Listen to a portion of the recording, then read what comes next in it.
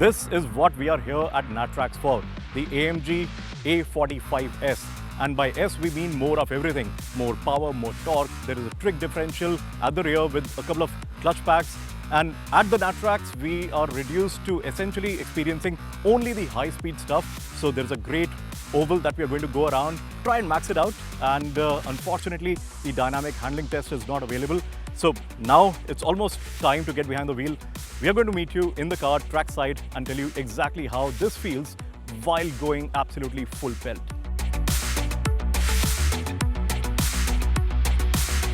So now behind the wheel of the A45 AMG, 420 odd horsepower, 500 Newton meter, and unfortunately we have not been able to exploit the limits of the clutch pack or the clutch packs. There are two of them at the rear axle because we have only gone around the Natrax high-speed track, and it was good pushing the car as such. We almost maxed it out as well, and you know what? Technically the car does everything for you, almost.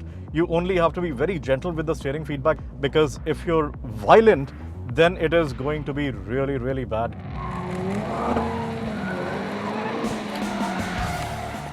You have to really respect the engineering behind the track and the gradients that the track has, and also then appreciate the fact that the car itself is so balanced in terms of the way it changes direction. It's all very neutral, and that neutrality of the car itself is what gives it that much more confidence when you're behind the wheel. So to be able to do a high-speed event like this is just crazy.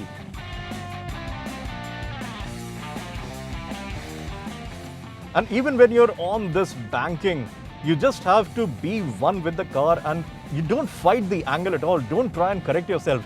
Just merge into the seat, just tilt your head exactly how your car literally is. So that then becomes very natural for you, and you don't feel anything which is going to be unnerving and stuff like that. So just be completely immersed in the experience, and yeah, it's going to just sort it out for you.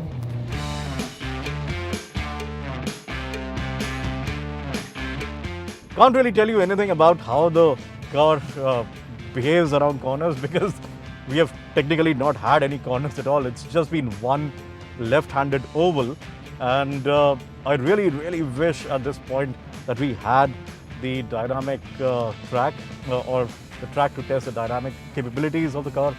The point of view of how neutral the car is, it feels very intuitive. There is nothing that really is going to take you by surprise, and at the same time, there is so much confidence that you get from behind the wheel that you would want to push it a lot harder than you otherwise will.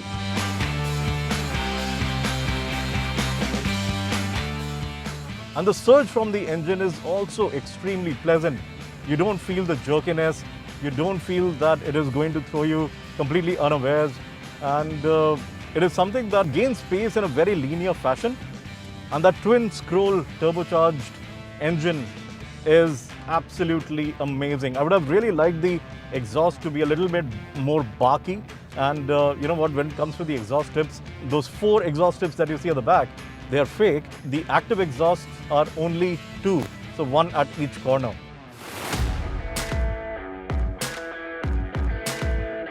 From the interior's point of view, it's very smartly done. I really like this whole treatment, and it just kind of looks like it's a small E-Class or something like that. So it's all very familiar in here. The capacitive buttons and the touch responses to everything. Now there is a driver mode dial over here on the steering wheel, and you can go from comfort all the way to Sport Plus, and also configure the car according to your wishes. So you can get into individual and just play around with the settings and stuff like that.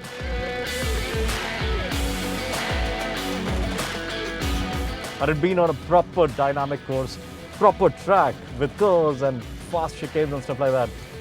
But having said that, just to be able to drive a car like this on an engineering marvel that the Natrax is just amazing. And unfortunately, I could not really go beyond what my past highest recorded speed was.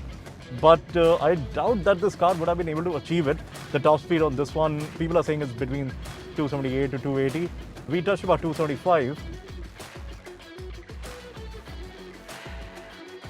But in terms of what this machine has felt like around this really fast stretch of tarmac, it has been nothing short of extremely confidence inspiring, and also, yeah, it just pushes the boundaries of what a hatchback can do.